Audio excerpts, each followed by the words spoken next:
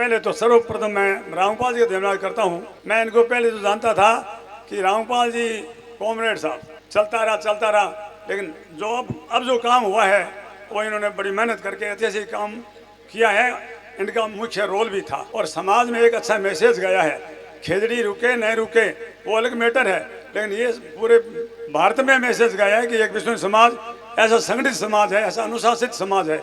और हमारे चंद लोग जो व्यापारी हैं उनके लिए तो आपने बहुत ही उपकार किया है। गांव में शहर में निकलते थे तो दबी जबान बात करते थे कि भाई विश्व ही माड़ा काटा हुआ है, लेकिन इस दफा हमारी महिलाएं आई हजारों की संख्या में, घरों से कम निकल के गई, पूछते थे कहाँ है भैया अमुक, क्या वो तो आज वहाँ रैली में गई है। तो ये एक भावना थी, इतनी बड़ी भीड़ में शांतिपूर्ण ढंग से व्यवस्था हुई, कहीं एक कांकरा भी किसी ने फेंका नहीं। तो आप इसके लिए हमारी तरफ से आपको, हम इस कमेटी तरफ से आपको धन्यवाद देते हैं। बाकी बहुत सारी बातें आज नई उभर कर आई है, कई तरह की समस्याएं हैं जो बनवारी जी ने, आज सरपंच साहब ने बड़े तय दिल से, बड़े नाराज होकर के, उग्र होकर के जो बातें कही हैं, कहीं न कहीं इनकी पीड़ा है। लेकिन समस्या का समाधान बड़ा मुश्किल है करना, समस्याएं बड़ी अजीब ढंग की है। समय के साथ कुछ हमें भी बदलना पड़ेगा, कुछ समस्याओं के बारे में मोटे तौर पर चिंतन करना पड़ेगा। रामपाल जी, रिश्ते मामले के जो झंझट है वो कोर्ट एक इस तरह का एक आयाम है कि उसको चैलेंज भी नहीं कर सकते, और कानून इतने हल्के बने हुए हैं, कोर्ट में कुछ मिलता तो है नहीं, इसलिए लोग हो गए निष्फिक्र और रस्ते की परवाह नहीं करते। अपने जो पहले कमेटियां होती थी, समाज का भय था, वो खत्म हो गया।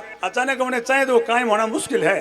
आज अगर 5 आदमी मिलकर कमेटी बना दें और कल कोई रिश्ता टूटे तो वहाँ जाके समझाइश करते हुए 90% गुंजाइश नहीं है, फिर भी सुझाव आपका अच्छा है तो तुरंत आप कमेटी बनाने तो बना दो। यहाँ जो बैठे हैं सबकी सलाह लेकर के जरूर बनाओ। दूसरी बात, यहाँ विकास की बात चली, मैं बनवारी जी से यहाँ जितने भी गाँव के बैठे उनसे निवेदन करूंगा कि आप 2 काम मत करो। या तो आप काम सौंप चुके हो, किस व्यक्ति को रखते हैं किसी को छोड़ते हैं, उन पर छोड़ो, कमेटी वालों पर। आप कहते इसको मत करो, इसको मत रखो, ये होगा नहीं।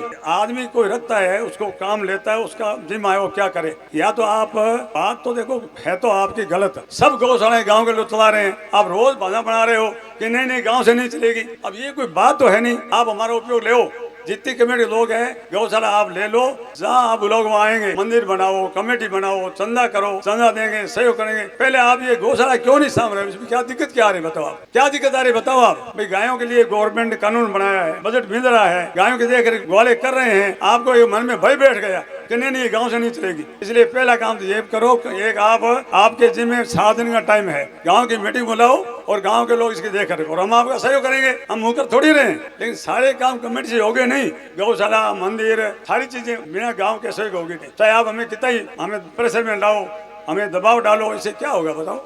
अरे भाई आप नाराज क्यों, राजू जी बुला रहे हैं आपको, ले ना बड़ा सहयोग ले और आप सामो, क्या दिक्कत है। 2008 में लगे थे लाबू जी के टाइम में, 20 साल हो गए, आप नहीं समझे, आपकी भूल है। और या फिर जैसे करते हैं वैसे करने दो, दोनों बात नहीं चलेगी, उसको हटाओ उसको रखो, ये बात नहीं चलेगी। हाँ ठीक है, बहुत अच्छी बात है, आपका सहयोग करेंगे। बोलो गुरु भगवान की जय। चलो एक का समाधान हो गया। मंदिर की बात है, सरपंच साहब आप सारे बैठे हैं गांव के, पहले आप जगह तय करो, फिर अपने 27 गांव की एक कमेटी बुलाओ, 27 गांव के लोगों को बुलाओ जिस तरह पिंपा श्रवण ने किया है, फिर अपने प्लान करेंगे भाई कहाँ मंदिर बना, कितना बढ़ाना है, कितना बजट होगा, इस तरह समस्याओं का समाधान होगा। मैं आपका ज्यादा समय नहीं लूंगा, बात मिल बैठ के करने से होगी, काम को बांटना पड़ेगा। 4 भाई होते हैं, अपने काम बांटते नहीं बांटते, गौशाला आप चलाओ, मंदिर में आए हो ही रही है, दिक्कत क्या है, हमारा सहयोग ले, लेकिन मुख्य काम आप देखो। कमेटी मैं तो देखो निवृत्त हूँ, आजादी छोड़ गई, मैं छोड़ा हुआ आता हूँ बस, खाली मौसम 12 महीने एक बार आता हूँ। अब 3 आदमी है, सही राम जी, बनवारी जी, ओम जी, मार साहब, ये सेव दल में है, कई तरह के जिम्मे अलग अलग हैं। अब गांव में, हर गांव में गौशाला चल रही है।